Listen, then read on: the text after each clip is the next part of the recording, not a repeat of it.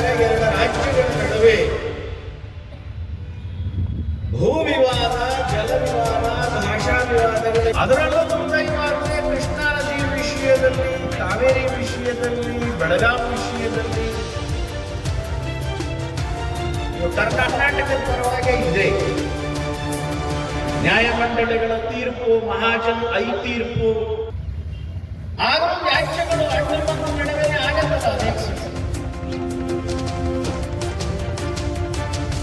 ಇರ್ಬೋದು, ಗಲಾಟೆಗಳು ಆಗ್ತಾ ಇದೆ,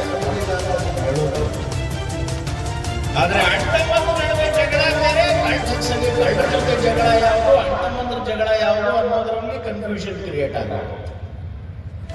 ಸಿಂಧು ಪ್ರಾಂತ ಮತ್ತು ಕರ್ನಾಟಕದ ಭಾರತದ ಗುಜರಾತ್, ಅದರ ಎರಡರ ನಡುವೆ ಇರುವಂತ ಅದು ನಮಗೆ ಆದ್ಯತೆಯ ವಿಷಯ ಆಗಬೇಕು. ಬೆಳಗಾವಿನ ವಿಷಯ ಮಹದಾಯಿ ವಿಷಯ ಅಲ್ಲ.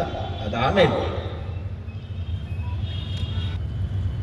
ಮನೆಯಲ್ಲಿ ಮೇನ್ ಡೋರ್ ಒಂದ್ಸಲಿ ಕ್ಲೋಸ್ ಮಾಡಿ ಬಂದ ಮೇಲೆ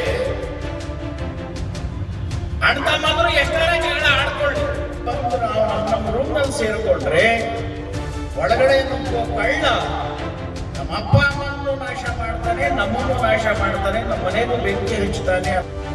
ಎಚ್ಚರಿಕೆ ಸಮಾಜಕ್ಕೆ ಹೋದ್ರೆ ಉಳಿದು ಏನು ಉಪಯೋಗ ಇಲ್ಲ ರೀ.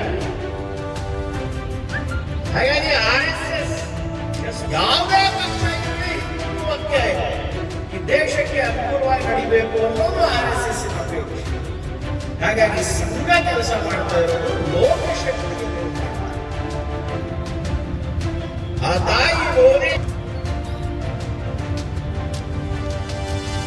ಆದರೆ ನಮ್ಮ ಪರ